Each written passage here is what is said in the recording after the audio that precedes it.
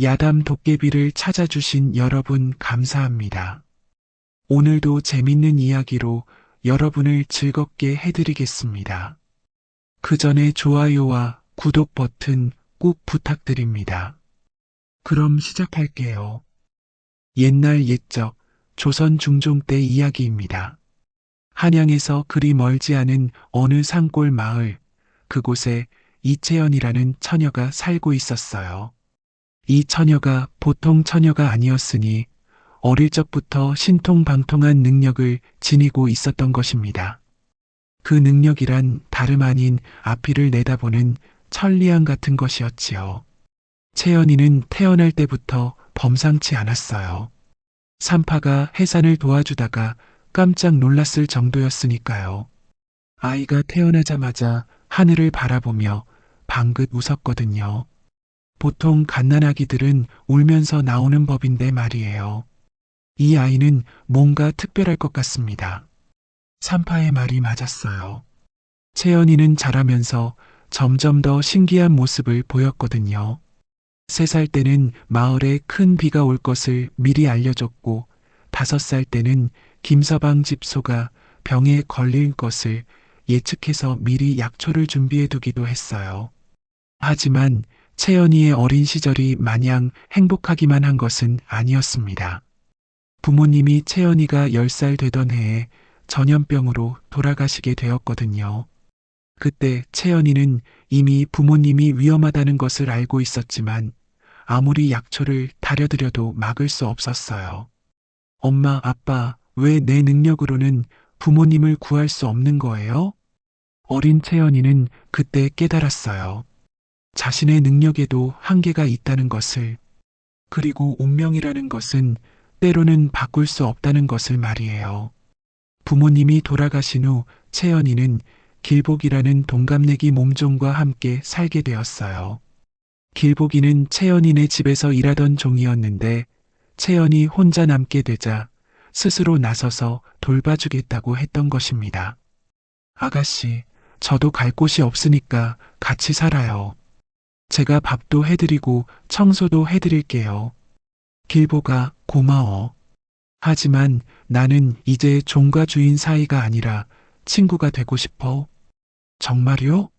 그럼 저도 아가씨라고 부르지 말고 그냥 채연이라고 불러도 될까요? 이렇게 해서 두 소녀는 가족처럼 지내게 되었어요. 길보기는 활발하고 명랑한 성격이라 조용한 채연이와는 정반대였지만 그래서 더욱 잘 맞았던 것 같아요. 채연이는 부모님에게서 배운 약초 지식으로 마을 사람들을 도우며 생활했어요. 그런데 그냥 약초만 아는 게 아니라 언제 어떤 병이 돌 것인지, 누가 다칠 것인지까지 미리 알 수 있었거든요. 채연아, 내일 장에 나가려고 하는데 어떨까? 박 아주머니, 내일은 안 되세요. 5시쯤에 갑자기 바람이 세게 불면서 장터 지붕이 날아갈 것 같아요. 에이, 그런 일이 어디 있어? 하늘이 이렇게 맑은데. 하지만 다음 날이 되면 정말로 채연이의 말대로 되곤 했어요. 갑자기 바람이 세게 불면서 장터 지붕이 날아가고 비가 억수로 쏟아지고 하는 일들이 계속 일어났거든요. 처음엔 우연의 일치라고 생각했던 마을 사람들도 이런 일이 계속되자 채연이를 신기하게 여기기 시작했어요. 어떤 사람들은 채연이를 찾아와서 자신의 운수를 물어보기도 했고 어떤 사람들은 무서워하며 피하기도 했어요. 저게 집에 너무 신기해서 무섭다. 그러게 말이야. 혹시 귀신이 붙은 건 아닐까? 이런 소문들이 돌자 채연이는 더욱 조용히 지내게 되었어요. 사람들이 무서워한다는 것을 알았거든요. 하지만 정말 급한 일이 있을 때는 어쩔 수 없이 나서서 도와주곤 했어요. 특히 그의 겨울에 일어난 일은 정말 대단했어요.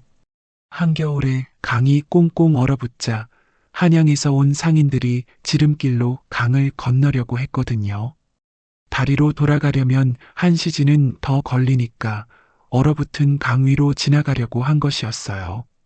그런데 채연이가 그 모습을 보고는 깜짝 놀라며 뛰어나갔어요.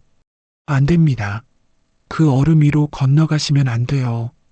이 계집애가 뭔 소리야? 이렇게 단단히 얼어붙었는데 뭐가 위험하다는 거냐? 상인들은 채연이의 말을 들으려 하지 않았어요. 어린 처녀가 무엇을 안다고 참견하느냐는 식으로 무시했거든요. 정말로 위험합니다. 저 얼음 밑으로는 물살이 거세게 흐르고 있어서 곧 깨질 거예요.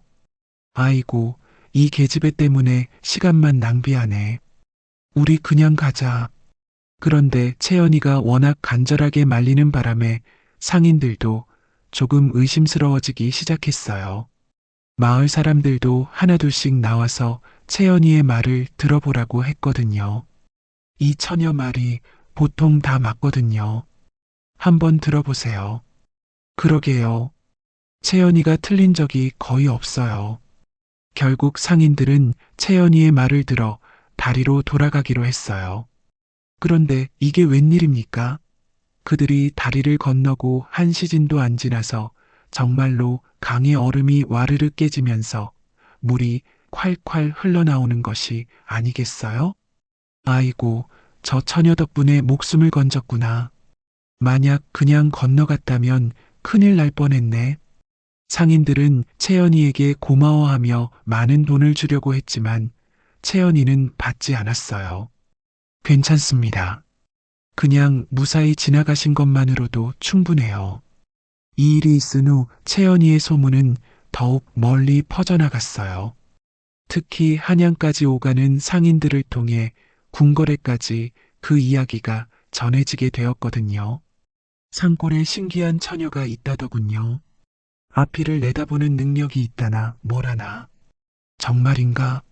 그런 능력이 세상에 있다니. 이런 식으로 입에서 입으로 전해진 이야기가 마침내 데비마마의 귀에까지 들어가게 된 것입니다. 데비마마께서는 평소 전하의 몸과 마음을 깊이 걱정하고 계셨어요. 이연아 전하는 25의 젊은 나이에 왕위에 올랐지만 왕이 된 후의 삶이 순탄하지만은 않았거든요. 전하께서는 어려서부터 총명하고 학문을 좋아하셨어요. 세자 시절에는 신하들도 모두 장래를 기대할 만큼 훌륭한 품성을 지니고 계셨거든요. 하지만 왕위에 오른 후 갑작스럽게 변하기 시작하셨어요. 아마도 왕이라는 자리의 무게가 너무 컸던 것 같아요. 어린 나이에 나라 전체의 운명을 책임져야 한다는 부담감, 신하들 사이의 파벌 싸움, 백성들의 기대와 압박, 이런 것들이 전하를 점점 지치게 만들었던 것입니다. 그러다 보니 전하께서는 현실에서 벗어나고 싶어 하셨어요. 그래서 후궁들과 어울리며 하루하루를 보내기 시작하신 것입니다.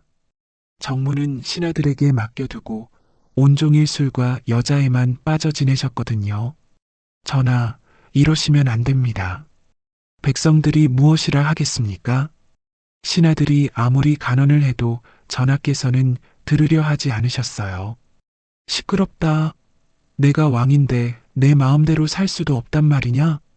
그러시면서 더욱 방탕한 생활에 빠져드셨어요. 하루가 멀다 하고 새로운 후궁을 들이고 밤마다 연회를 열어 즐기셨거든요. 데비마마께서는 이런 전하의 모습을 보시며 가슴이 아프셨어요.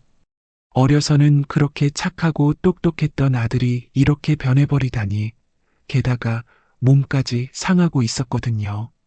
어이야, 전하의 몸은 어떠하냐? 데비마마, 전하께서는 지금 매우 위험한 상태에 있으십니다. 이렇게 계속 무리를 하시면 최춘석 어인은 말을 잇지 못했어요.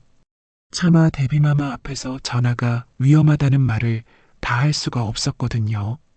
솔직히 말해보거라. 전하의 기력이 많이 떨어져 있고 몸의 균형도 깨져 있습니다. 무엇보다 정신적으로 많이 지쳐 계시는 것 같습니다. 데비마마께서는 깊은 한숨을 쉬셨어요. 어떻게 해야 전하를 다시 예전의 모습으로 돌려놓을 수 있을지 막막하셨거든요. 그러던 차에 산골 처녀의 신기한 능력에 대한 소문을 들으신 것입니다. 혹시 그 처녀가 전하의 병을 알아내고 치료법을 찾아줄 수 있지 않을까 하는 생각이 드셨어요. 그 처녀를 한번 불러보자. 데비마마께서는 은밀히 채연이를 궁으로 부르기로 하셨어요. 만약 소문이 사실이라면 전하를 도울 수 있을 것이고, 만약 거짓이라 해도 잃을 것은 없었거든요. 어느 깊은 밤 검은 가마가 채연이의 초가집 앞에 멈춰 섰어요. 가마에서 내린 것은 궁중의 상궁이었습니다. 채연이라는 처녀가 여기 사느냐? 예, 그런데 누구시길래? 길보기가 놀라서 물어보니 상궁이 대답했어요. 데비마마께서 부르신다. 당장 따라와라. 채연이는 갑작스러운 일에 놀랐지만 그 순간 무언가 느끼는 것이 있었어요. 평소처럼 앞이를 내다보는 능력이 발동한 것입니다. 길보가, 나는 이분들과 함께 가야 할 것 같아. 아가씨, 너무 갑작스러운데요. 혹시 무슨 일이라도. 괜찮아. 오히려 이것이 우리에게 큰 기회가 될 것 같아. 그리고 뭔가 중요한 일이 기다리고 있는 것 같아. 채연이는 평소와 다름없이 차분한 목소리로 말했지만 마음 한구석에서는 무언가 큰 변화가 일어날 것 같은 예감이 들었어요. 이상하게도 가슴이 두근거리고 설레는 기분이었거든요. 궁에 도착한 채연이는 그 웅장함에 깜짝 놀랐어요. 산골에서만 살던 처녀에게는 모든 것이 신기하고 놀라웠거든요. 하지만 겁을 내지는 않았어요. 어려서부터 특별한 능력을 가지고 살아온 덕분에 어떤 상황에서도 침착함을 잃지 않는 성격이 되어 있었거든요. 채연이 여기 왔느냐? 드디어 데비마마께서 나타나셨어요. 채연이는 처음 보는 데비마마의 위험에 압도당할 뻔했지만 곧 마음을 다잡았어요. 데비마마의 눈에서 깊은 걱정과 근심을 읽을 수 있었거든요. 소녀 채연이 데비마마께 인사드립니다. 그래, 너가 바로 그 유명한 처녀구나. 정말로 앞이를 내다볼 수 있다는 것이 사실이냐? 채연이는 잠시 망설였어요. 자신의 능력에 대해 이야기하는 것이 언제나 조심스러웠거든요. 하지만 데비마마의 간절한 눈빛을 보니 솔직하게 말씀드려야겠다고 생각했어요. 데비마마, 소녀가 보는 것은 미래라기보다는 사물의 흐름 같은 것이옵니다. 모든 것에는 기운이 있고 그 기운의 변화를 읽을 수 있는 것 같습니다. 데비마마께서는 채연이의 조심스럽지만 진실된 대답에 마음이 움직이셨어요. 그렇다면 전하의 몸을 한번 살펴보겠느냐? 요즘 몸이 많이 상해서 걱정이 크구나. 채연이는 고개를 끄덕이고 눈을 감았어요. 그리고 전하에 대해 집중하기 시작했습니다. 잠시 후 채연이의 얼굴에 놀라운 표정이 스쳐 지나갔어요. 데비마마, 무엇이 보이느냐? 전하께서는 지금 3가지 독에 시달리고 계십니다. 데비마마께서는 깜짝 놀라셨어요. 독이라는 말이 나올 줄은 몰랐거든요. 독이라니 무슨 말이냐? 첫째는 욕망의 독입니다. 끝없는 잠자리로 인해 기력이 바닥나고 있습니다. 둘째는 분노의 독입니다. 마음속에 쌓인 화와 답답함이 기혈의 흐름을 막고 있습니다. 그리고 셋째는, 채연이가 말을 멈추자 데비마마께서는 더욱 다급해지셨어요.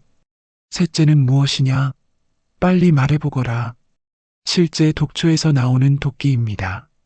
누군가 의도적으로 전하를 해치려 하고 있습니다. 데비마마의 얼굴이 순간 굳어졌어요. 첫 번째와 두 번째는 어느 정도 예상하고 있었지만 3번째는 정말 충격적인 이야기였거든요. 정말로 궁중에 전하를 해치려는 자가 있다는 뜻이었으니까요. 정말이냐? 누가 감히 전하를? 소녀가 보기에는 전하의 침소 근처에서 도끼가 나오고 있는 것 같습니다. 아마도 매일 조금씩 몸속으로 들어가고 있을 것입니다. 데비마마께서는 잠시 생각에 잠기셨어요. 만약 정말로 누군가 전하를 독살하려 한다면 당장 찾아내야 했거든요. 하지만 함부로 소동을 일으킬 수도 없는 일이었어요. 채연아, 너는 그 독의 근원을 찾아낼 수 있겠느냐? 소녀가 직접 전하의 침소를 살펴볼 수 있다면 가능할 것 같습니다. 하지만 그것은 너무 위험한 일이다. 만약 들키기라도 하면, 데비마마 전하의 목숨이 걸린 일이라면 소녀는 어떤 위험도 감수하겠습니다. 채연이의 결연한 말에 데비마마께서는 크게 감동하셨어요. 이 어린 처녀가 자신의 목숨을 걸고 전하를 구하려 한다니, 알겠다. 하지만 절대 조심해야 한다. 만약 누군가에게 들키면 너와 나 모두 위험해진다. 이렇게 해서 채연이는 전하의 침소에 몰래 들어가기로 하게 되었어요. 그런데 이때 채연이는 몰랐어요. 이 일이 자신의 운명을 완전히 바꿔놓을 거라는 것을 말이에요. 데비마마께서는 채연이를 위해 세심한 계획을 세우셨어요.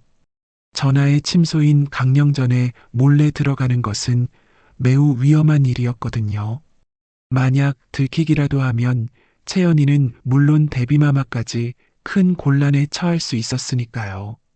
채연아, 너는 내시복장으로 변장해야 한다. 그래야 혹시 누군가 봐도 의심받지 않을 것이다. 내시복장이요? 그렇다. 그리고 머리를 짧게 자르고 목소리도 낮춰서 말해야 한다. 채연이는 처음 해보는 변장이라 어색했지만 의외로 잘 어울렸어요. 원래 키가 크고 몸매도 날씬한 편이었거든요. 머리를 짧게 자르고 남자 옷을 입으니 정말 앳된 내시 같아 보였어요. 오호, 제법이구나.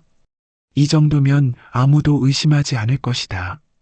데비마마께서는 채연이에게 강령전의 구조에 대해 자세히 설명해 주셨어요. 어디로 들어가야 하고 어디를 조심해야 하는지, 혹시 누군가 오면 어떻게 해야 하는지까지 말이에요. 전하는 보통 자시 이후에 강령전에 들어가신다.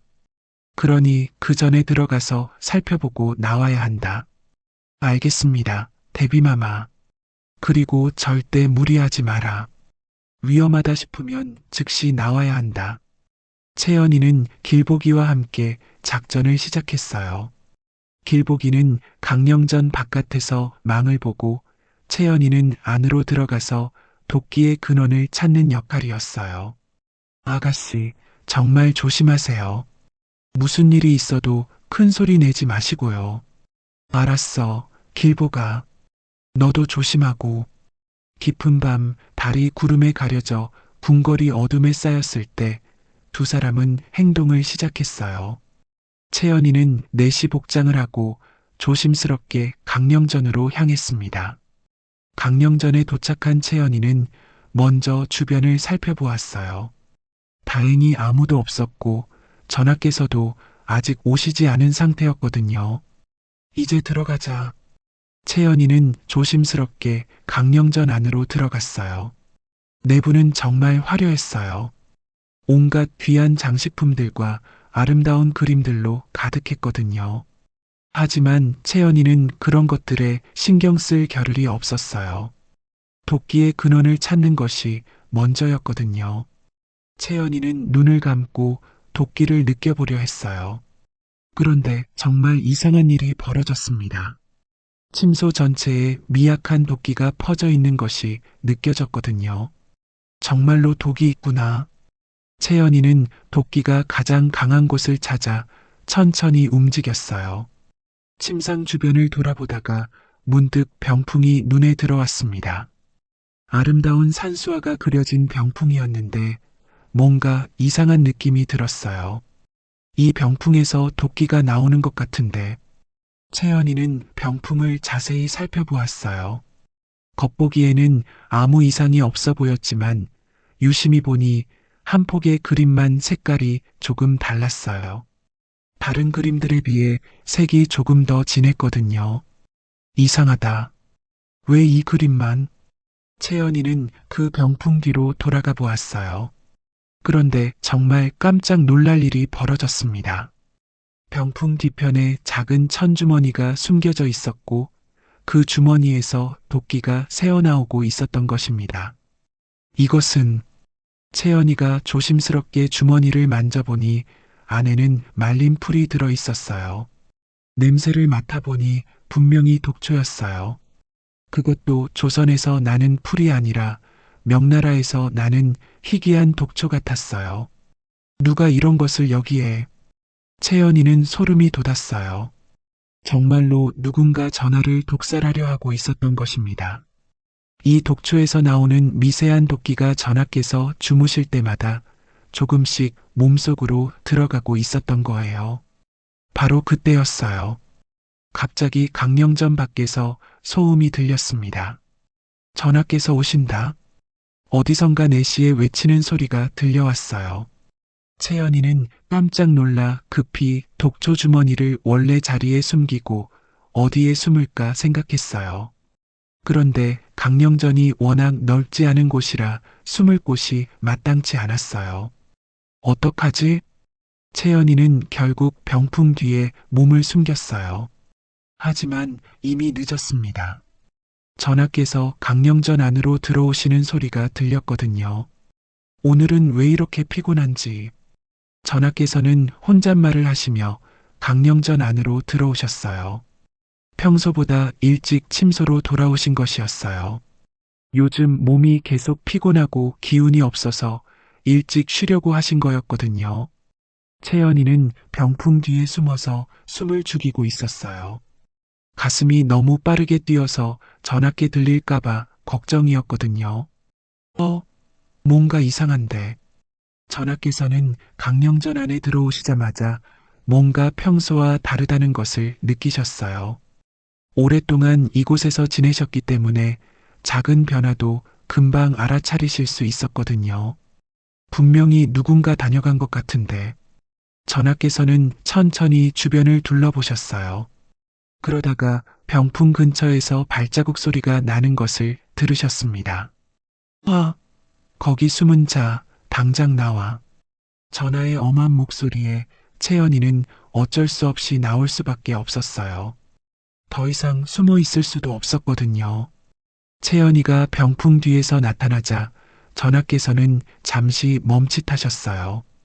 예상했던 것과 다른 모습이었거든요.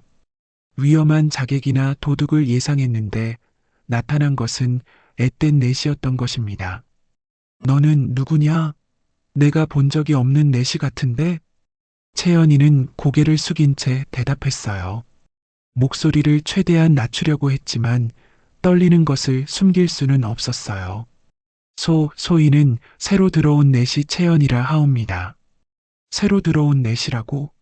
내가 허락한 적이 없는데? 전하께서는 의심스러워 하셨지만 동시에 이상한 느낌도 받으셨어요. 내시치고는 목소리가 너무 곱고 몸가짐도 어딘지 여성스러웠거든요. 그리고 이 시간에 내 침소에 무엇하러 왔느냐? 그것은. 채연이는 당황했어요. 뭐라고 대답해야 할지 몰랐거든요. 독초를 찾으러 왔다고 할 수도 없는 노릇이었으니까요. 그때 전하께서 한 걸음 더 가까이 다가오셨어요. 그리고 채연이의 얼굴을 자세히 보려고 하셨습니다. 고개를 들어보거라. 채연이는 어쩔 수 없이 고개를 들었어요. 그 순간 전하와 눈이 마주쳤습니다. 채연이의 맑고 깊은 눈빛이 전하의 시선을 사로잡았어요. 내시가 이런 눈을 하나? 전하께서는 평생 수많은 여인들을 만나보셨지만 채연이만큼 맑고 순수한 눈빛은 본 적이 없었어요. 그 눈 속에는 두려움도 있었지만 동시에 무언가 숨길 수 없는 따뜻함이 있었거든요. 너 혹시 내시가 아니지? 전하의 날카로운 질문에 채연이는 더욱 당황했어요. 벌써 들킨 것 같았거든요. 소희는 내시입니다. 하지만 채연이의 목소리는 아무리 낮춰도 여성스러운 것을 숨길 수 없었어요. 전하께서는 점점 더 확신을 갖게 되셨습니다. 정말이냐? 그럼 손을 내밀어 보거라. 채연이가 손을 내밀자 전하께서는 그 손을 살펴보셨어요. 내시의 손이라기에는 너무 부드럽고 곱더군요. 거친 일을 하지 않은 여인의 손 같았어요. 역시 너는 여자다. 전하의 말에 채연이는 더 이상 숨길 수 없다는 것을 깨달았어요. 하지만 그 순간 문득 생각이 났습니다. 독초 이야기를 해서 전하의 관심을 돌려야겠다고 말이에요. 전하, 그것보다 더 중요한 것이 있습니다. 더 중요한 것이라니? 채연이는 재빨리 손에 쥐고 있던 독초 주머니를 전하께 보여드렸어요. 이것을 보십시오. 병풍 뒤에 숨겨진 독초입니다. 전하께서는 깜짝 놀라셨어요. 정말로 자신의 침소에 독이 숨겨져 있었다니. 이것을 어떻게 찾아낸 것이냐? 소녀는 도끼를 느낄 수 있는 능력이 조금 있습니다. 채연이가 소녀라고 말하자 전하께서는 역시 그렇다는 표정을 지으셨어요.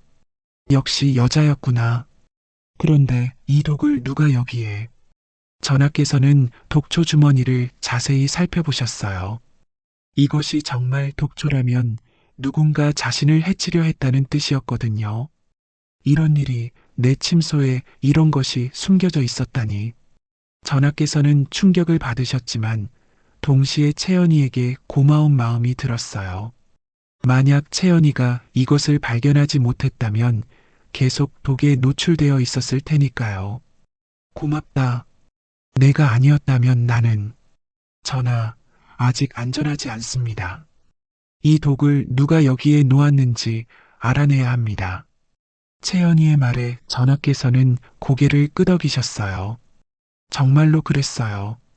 범인을 찾아내지 못하면 또 다른 방법으로 해를 당할 수 있었거든요.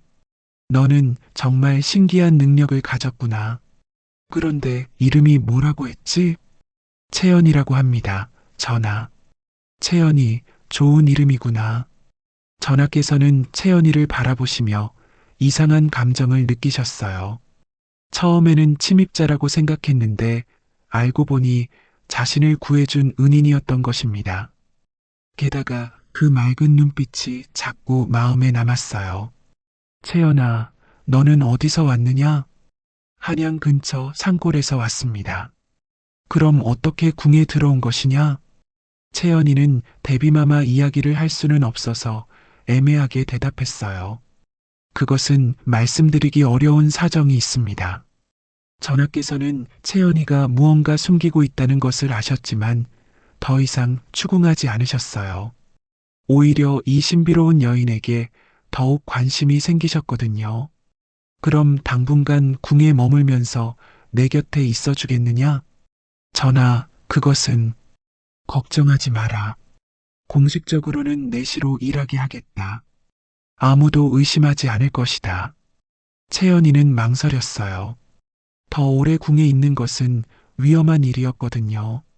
하지만 전하의 간절한 눈빛을 보니 거절하기가 어려웠어요. 전하께서 원하신다면 고맙다, 채연아. 그렇게 채연이는 궁에서 지내게 되었어요. 그런데 이때만 해도 두 사람은 몰랐어요.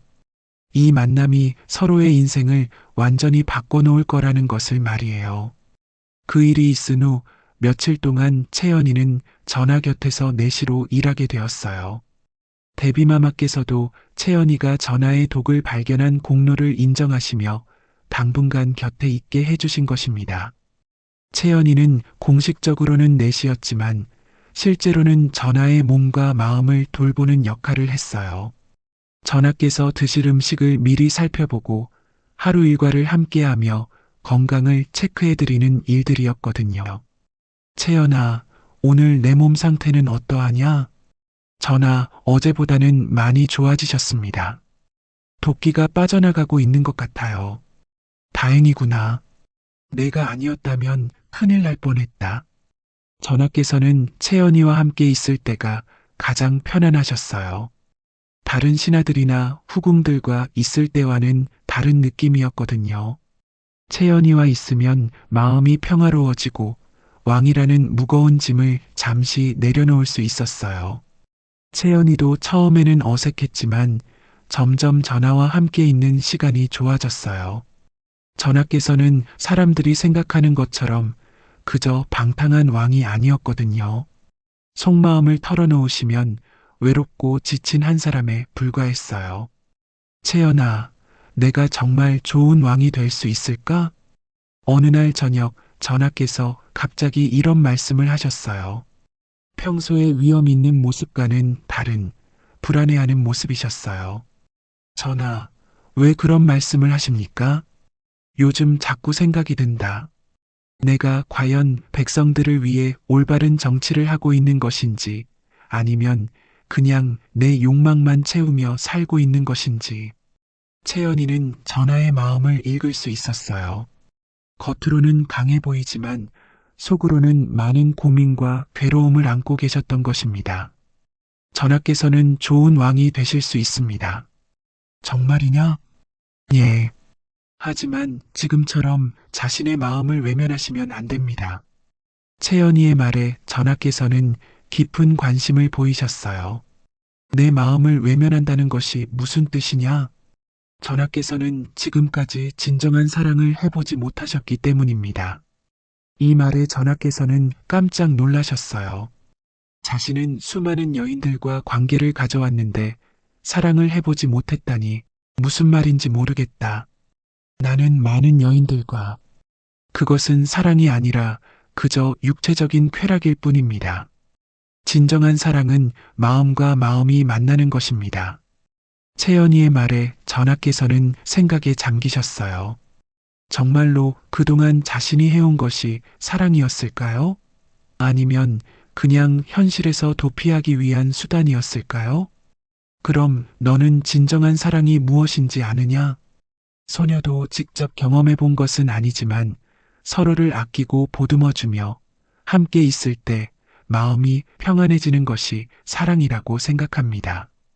전하께서는 채연이의 말을 들으며 문득 깨달았어요. 요즘 채연이와 함께 있을 때 느끼는 편안함과 따뜻함이 바로 그런 것일지도 모른다고 말이에요. 채연아. 예, 전하. 나는 너와 함께 있을 때 그런 느낌을 받는다. 마음이 평안해지고 왕이라는 짐을 잠시 내려놓을 수 있게 된다. 채연이도 가슴이 두근거렸어요. 전하의 진심이 느껴졌거든요. 전하, 너도 나와 같은 마음이냐? 채연이는 한참 망설였어요. 자신의 마음을 고백하는 것이 옳은 일일까요? 신분의 차이를 생각하면 불가능한 사랑이었거든요. 소녀도 전하와 함께 있을 때 행복합니다. 두 사람의 고백에 주변이 조용해졌어요. 그때 마침 창밖으로 벚꽃잎이 흩날리는 것이 보였어요. 채연아, 나와 함께 밖으로 나가지 않겠느냐? 지금요? 응, 저 벚꽃을 보러 가자. 전하와 채연이는 함께 궁궐 뒤뜰로 나갔어요. 그곳에는 큰 벚나무가 있었는데 마침 만개한 벚꽃이 바람에 흩날리고 있었어요. 정말 아름답다. 채연이가 감탄하자 전하께서도 미소를 지으셨어요. 너와 함께 보니까 더 아름다워 보인다. 두 사람은 벚나무 아래를 천천히 걸었어요. 달빛 아래 흩날리는 벚꽃잎이 정말 환상적이었거든요. 채연아, 내가 하나 묻고 싶은 것이 있다. 무엇이든 말씀하세요. 만약에 내가 왕이 아니었다면 너는 나를 사랑할 수 있었을까? 전하의 질문에 채연이는 잠시 생각했어요. 정말 어려운 질문이었거든요. 전하, 소녀가 사랑하는 것은 왕으로서의 전하가 아니라 한 사람으로서의 전하입니다. 정말이냐? 예. 전하께서는 왕이시기 전에 하나의 소중한 사람이십니다. 전하께서는 채연이의 말에 깊이 감동받으셨어요. 지금까지 자신을 왕으로만 보던 사람들과는 다른 시각이었거든요. 채연아, 나도 너를 한 사람으로 사랑한다.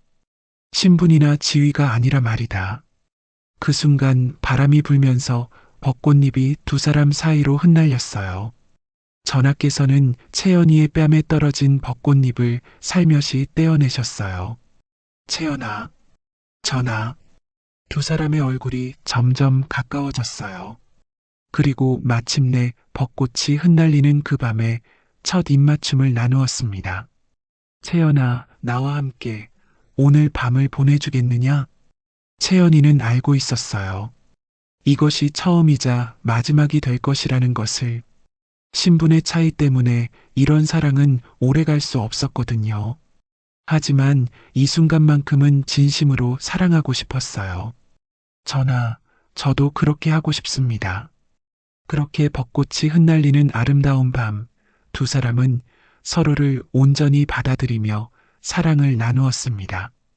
그날 밤은 두 사람에게 평생 잊을 수 없는 추억이 되었어요. 하지만 두 사람은 몰랐어요.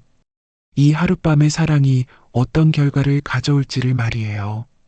그 아름다운 밤이 지나고 며칠 후 채연이는 궁을 떠나야 하는 상황이 되었어요. 부원군 송대감의 사람들이 궁 안에 수상한 내시가 있다는 소문을 듣고 조사를 시작했거든요. 채연아, 너는 당분간 궁을 떠나 있는 것이 좋겠다. 대비마마께서 채연이를 불러서 조심스럽게 말씀하셨어요. 부원군의 사람들이 너를 의심하고 있다. 만약 내 정체가 들키면 너뿐만 아니라 전하까지 위험해질 수 있다.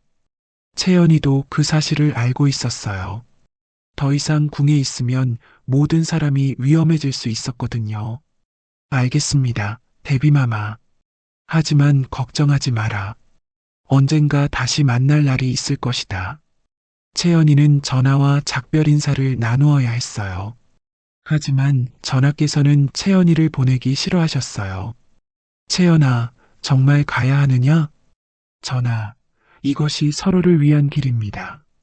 하지만 나는, 전하께서는 나라를 다스리는 임금이시고 소녀는 그저 산골의 처녀일 뿐입니다. 우리 사이에는 넘을 수 없는 벽이 있어요. 전하께서는 채연이의 말이 옳다는 것을 아셨지만 마음이 아프셨어요. 그렇다면 이것을 가져가거라. 전하께서는 채연이에게 작은 옥반지를 건네주셨어요. 전하께서 항상 끼고 계시던 소중한 반지였어요. 이것을 가지고 있으면서 나를 기억해 주기 바란다. 그리고 언젠가 다시 만날 날이 있을 것이다. 채연이는 그 반지를 받으며 눈물을 흘렸어요. 전하, 저도 전하를 평생 잊지 않겠습니다. 이렇게 채연이는 길보기와 함께 산골로 돌아갔어요. 그런데 이상하게도 채연이의 마음은 슬프기만 한 것은 아니었어요. 전하와 나눈 사랑이 너무 소중하고 아름다워서 오히려 감사한 마음이 들었거든요. 아가씨, 괜찮으세요? 응, 길보가. 슬프긴 하지만 후회하지는 않아. 정말 좋은 분이셨나 봐요. 응, 정말 좋은 분이셔. 그리고 진심으로 사랑하는 마음이 어떤 것인지 알게 해주셨어. 채연이는 산골로 돌아온 후 예전처럼 약초를 캐며 평범한 일상을 보내려 했어요. 하지만 무언가 달라진 것이 있었어요. 전하에 대한 그리움이 늘 마음 한구석에 자리 잡고 있었거든요. 그렇게 2달 정도가 지났을 때였어요. 채연이에게 이상한 증상이 나타나기 시작했습니다. 아가씨, 오늘 아침 또 구역질 하시네요. 길보기가 걱정스럽게 말하자 채연이도 이상하다는 생각이 들었어요. 며칠째 계속 속이 미식거리고 구역질이 났거든요. 혹시 뭔가 잘못 드신 게 있나요? 아니야, 특별히 다른 건 안 먹었는데. 채연이는 문득 떠오르는 생각이 있었어요. 혹시 이것이, 길보가, 내가 언제부터 이런 증상이 있었지? 글쎄요, 일주일 전부터인 것 같은데요. 채연이는 가슴이 두근거렸어요. 전하와 함께 보낸 밤이 벌써 2달 전이었거든요. 그리고 자신에게는 이런 증상들을 미리 알아차릴 수 있는 능력이 있었어요. 혹시 채연이는 조용히 자신의 몸에 집중해 보았어요. 그리고 정말 놀라운 것을 느꼈습니다. 자신의 뱃속에 새로운 생명이 자라고 있다는 것을 말이에요. 아이고, 정말로. 아가씨, 무슨 일이세요? 길보기가 놀라서 묻자 채연이는 떨리는 목소리로 대답했어요. 길보가, 나 아이를 가진 것 같아. 예, 아이요? 길보기도 깜짝 놀랐어요. 채연이가 아이를 가졌다는 것은 곧 전하의 아이를 가졌다는 뜻이었거든요. 그럼 그 아이는, 응, 전하의 아이야. 두 사람은 한동안 말을 할 수가 없었어요. 기쁘기도 하고 걱정스럽기도 했거든요. 왕의 아이를 몰래 낳는다는 것이 얼마나 위험한 일인지 알고 있었으니까요. 아가씨, 어떡하죠? 모르겠어. 길보가. 하지만 이 아이를 포기할 수는 없어. 채연이는 이미 뱃속의 아이를 사랑하고 있었어요. 전하와의 사랑의 결실이었거든요. 그럼 누구에게도 말하지 않고 키우는 거예요? 그래야겠어. 다른 방법이 없어. 채연이는 그때부터 더욱 조심스럽게 생활하기 시작했어요. 마을 사람들과의 접촉도 피하고 깊은 산속에서 홀로 지내기 시작했거든요. 길보가 미안해. 너까지 이런 어려운 일에 휘말리게 해서.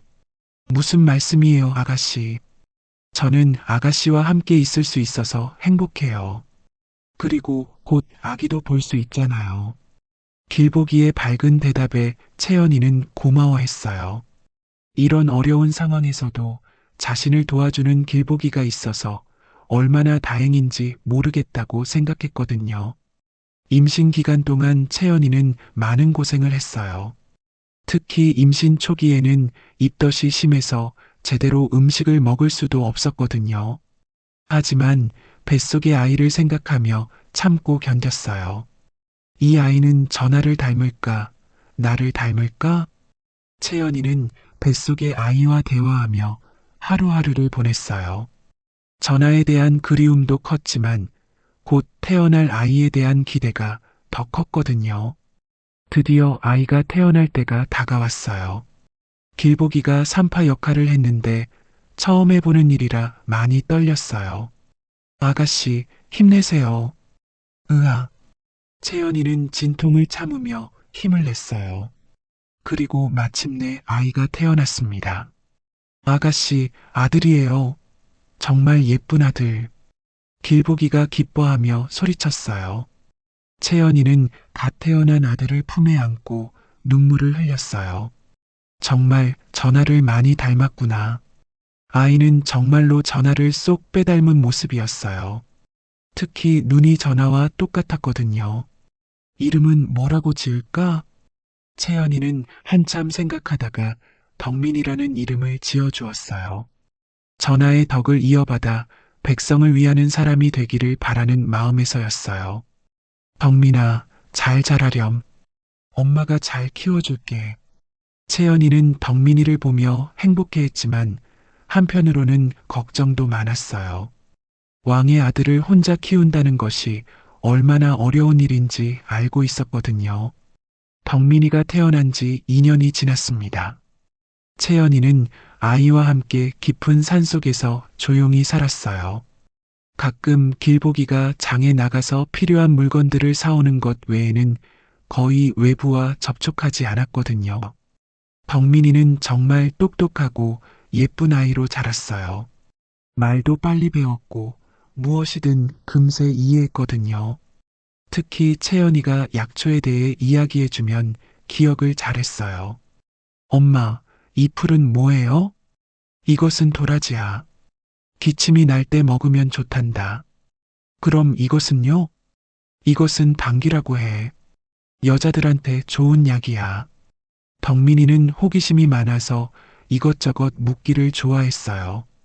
채연이는 그런 덕민이를 보며 뿌듯해했지만 한편으로는 아이가 아버지에 대해 묻기 시작할까봐 걱정했어요.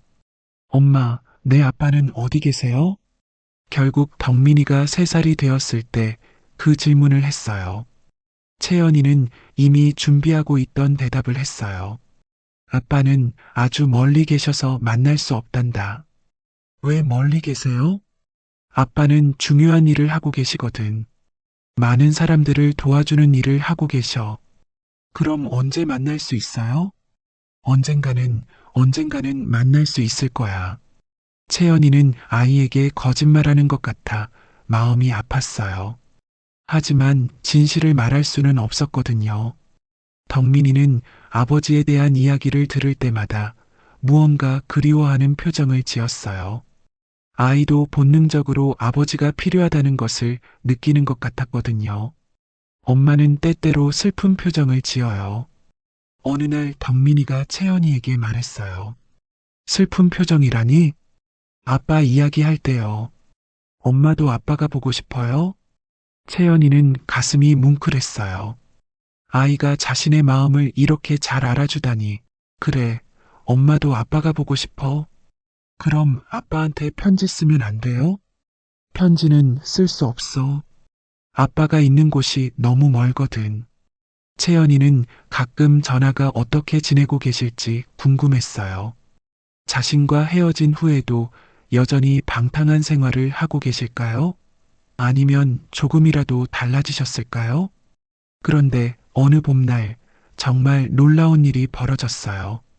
채연이가 덕민이와 함께 집 앞 마당에서 놀고 있을 때였어요. 갑자기 대문 밖에서 사람 기척이 들렸습니다. 누구세요? 채연이가 조심스럽게 물어보니 대답이 없었어요. 하지만 문틈 사이로 무언가 들어오는 것이 보였습니다.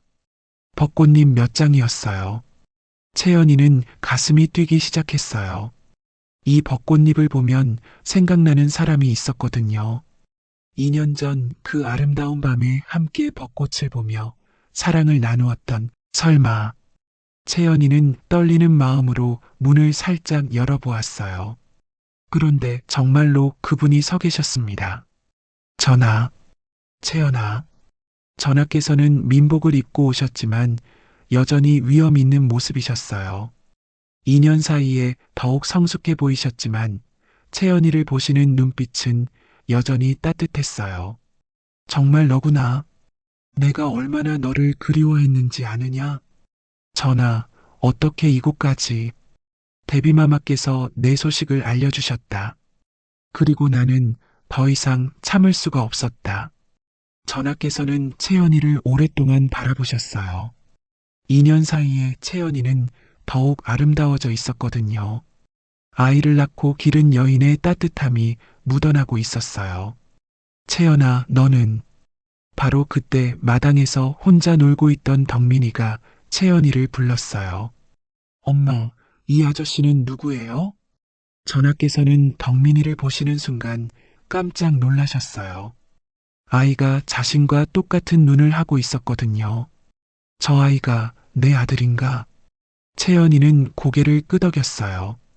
예, 전하. 덕민이라고 이름을 지었습니다. 덕민이. 전하께서는 덕민이에게 다가가 무릎을 꿇으셨어요. 그리고 아이의 손을 잡으셨습니다. 덕민아, 나는. 하지만 전하께서는 끝까지 말씀하지 못하셨어요. 자신이 아버지라고 말할 수가 없었거든요. 아저씨, 손이 따뜻해요. 덕민이가 해맑게 웃으며 말하자 전하께서는 가슴이 뭉클하셨어요. 이 아이가 정말 자신의 아들이라니 정말 예쁘구나. 바로 그때였습니다. 멀리서 말발굽 소리가 들려왔어요. 누군가 이곳을 향해 오고 있었습니다. 저것은. 전하께서는 긴장하셨어요. 혹시 자신을 따라온 사람이 있는 건 아닐까 걱정되었거든요. 전하, 빨리 피하셔야 합니다. 채연이도 위험을 느꼈어요. 만약 전하가 이곳에 계시다는 것이 들통나면 모든 사람이 위험해질 수 있었거든요. 바로 그때 어디선가 한 스님이 나타났어요. 갑자기 나타난 스님이라 모두 놀랐어요. 전하께서는 지금 이곳에 계시면 안 됩니다. 빨리 피하셔야 합니다. 당신은 누구시오? 그것은 나중에 말씀드리겠습니다. 지금은 빨리 가셔야 합니다. 스님은 채연이에게도 말했어요. 보살님, 이 아이는 지금 여기 있으면 위험합니다. 무슨 말씀이신지. 부원군의 사람들이 전하를 찾고 있습니다. 만약 이 아이를 발견하면 큰일이 날 것입니다. 스님의 말이 끝나기도 전에 정말로 부원군의 사람들이 나타났어요. 이상하다. 분명 이쪽으로 오신 것 같았는데 말발굽 자국이 여기까지 있는데 사람은 어디 갔지? 다행히 전하와 스님은 이미 뒤쪽 숲으로 사라진 후였어요. 채연이는 덕민이를 품에 안고 떨리는 마음으로 그들이 지나가기를 기다렸습니다. 이상하네. 분명히 이 근처에서 말소리가 들렸는데 혹시 다른 길로 가신 건 아닐까? 부원군의 사람들은 한참을 뒤졌지만 아무것도 찾지 못하고 돌아갔어요. 한참 후에 스님이 혼자 다시 나타났어요. 전하께서는 무사히 돌아가셨습니다. 고맙습니다. 그런데 스님은 누구시길래? 저는 전하의 안전을 지키는 사람들 중 하나입니다. 그리고 이 아이의 미래도 지켜야 할 운명입니다. 스님은 덕민이를 바라보며 말했어요. 이 아이는 훗날 중요한 역할을 하게 될 것입니다. 하지만 지금은 때가 아닙니다. 무슨 뜻인지 5년 후에 다시 찾아오겠습니다. 그때까지는 아무도 모르게 이 아이를 키우세요. 5년 후라니 그때는 무슨 일이? 그때가 되면 아실 수 있을 것입니다. 그때까지는 절대 누구에게도 이 아이의 정체를 말하지 마세요. 스님은 그 말을 남기고 사라졌어요. 채연이는 혼란스러웠지만 스님의 말에 뭔가 중요한 의미가 있다는 것을 느꼈어요. 덕민아, 우리는 조금 더 기다려야 할 것 같구나. 엄마, 그 아저씨는 언제 또 와요? 글쎄, 언젠가는 다시 올 거야. 채연이는 덕민이를 안고 하늘을 바라보았어요. 전하를 다시 만날 수 있어서 기뻤지만 동시에 앞으로 어떤 일이 벌어질지 걱정도 되었어요. 그 일이 있은 후 얼마 지나지 않아 궁중에서는 큰 소식이 전해졌어요. 중전마마께서 아들을 낳으셨다는 것이었습니다. 부원군 송대감은 이 소식에 기뻐했어요. 자신의 외손자가 왕위를 이을 수 있게 되었다고 생각했거든요. 이제 우리 가문의 미래가 보장되었구나. 부원군은 중전이 낳은 왕자가 세자가 되도록 온갖 노력을 기울였어요. 전하께 압력을 넣기도 하고 다른 신하들을 설득하기도 했거든요. 하지만 전하의 마음은 여전히 채연이와 덕민이에게 있었어요. 중전이 낳은 아들도 소중했지만 진정한 사랑에서 태어난 덕민이가 더 그리웠거든요. 전하, 세자 책봉식을 언제 하시겠습니까? 부원군이 계속 재촉하자 전하께서는 곤란해하셨어요. 그것은 조금 더 생각해 봐야겠다. 무엇을 더 생각하신다는 것입니까? 중전께서 낳으신 왕자가 당연히 세자가 되어야 하지 않습니까? 전하께서는 대답하지 않으셨어요. 마음속으로는 덕민이가 자신의 진짜 아들이라고 생각하고 계셨거든요. 한편 채연이는 덕민이와 함께 조용히 살며 아이를 키우고 있었어요. 덕민이는 나날이 자라면서 더욱 총명함을 보였어요. 엄마, 이 글자는 뭐라고 읽어요? 채연이가 덕민이에게 글을 가르쳐주면 금세 배웠어요. 다른 아이들보다 훨씬 빨리 글을 깨우쳤거든요. 덕민이는 정말 똑똑하구나. 엄마, 저는 커서 뭐가 될까요? 글쎄, 덕민이가 하고 싶은 일을 하면 되지. 저는 많은 사람들을 도와주는 사람이 되고 싶어요. 덕민이의 말을 들으며 채연이는 뿌듯했어요. 아이가 벌써부터 남을 돕겠다는 마음을 가지고 있다니 그렇게 3년이 더 흘렀습니다. 덕민이는 5살이 되었고 그 스님의 약속대로 5년이 되어가고 있었어요. 어느 날 정말로 그 스님이 다시 나타났어요. 보살님, 때가 되었습니다. 무슨 뜻인가요? 이제 이 아이를 궁으로 데려가야 합니다. 채연이는 가슴이 철렁했어요. 드디어 덕민이와 헤어져야 하는 때가 온 것입니다. 정말로 가야 하나요? 그렇습니다. 이 아이는 왕자로서 교육을 받아야 합니다. 바로 그때 멀리서 전하께서 나타나셨어요. 5년 만에 다시 만나는 것이었어요. 채연아, 전하께서는 5년 사이에 많이 변해 계셨어요. 더욱 성숙해지고 안정감 있는 모습이셨거든요. 채연이와의 사랑을 통해 진정한 왕의 마음을 깨우치신 것 같았어요. 덕민이가 많이 자랐구나. 예, 전하. 전하께서는 덕민이에게 다가가 무릎을 꿇으셨어요. 덕민아, 나를 기억하느냐? 네, 아저씨. 몇 년 전에 오셨던 분이죠? 그렇다. 그런데 덕민아, 이제 나와 함께 가야 한다. 어디로요? 아저씨가 사는 곳으로. 그곳에서 공부를 해야 한다. 덕민이는 갑작스러운 말에 당황했어요. 엄마도 같이 가요? 전하께서는 잠시 망설이셨어요. 채연이도 함께 데려가고 싶었지만 그럴 수는 없었거든요. 덕민아, 엄마는 여기 계셔야 한다. 왜요? 저는 엄마와 떨어지기 싫어요. 덕민이가 울먹이자 채연이가 아이를 안고 말했어요. 덕민아, 엄마 말 들어봐. 너는 특별한 아이야. 훌륭한 사람이 되기 위해서는 공부를 많이 해야 해. 그럼 엄마는 언제 다시 만날 수 있어요? 언젠가는 다시 만날 수 있을 거야. 채연이는 눈물을 참으며 말했어요. 정말 헤어지기 싫었지만 이것이 덕민이를 위한 길이라는 것을 알고 있었거든요. 전하께서는 채연이에게 다가와 말씀하셨어요. 채연아, 나는 이 5년 동안 많은 것을 깨달았다. 너와의 사랑을 통해 진정한 왕이 무엇인지 알게 되었다. 전하, 나는 이제 백성을 위하는 왕이 되려고 한다. 그리고 덕민이도 그런 사람으로 키우겠다. 채연이는 전하의 말씀에 위안을 얻었어요.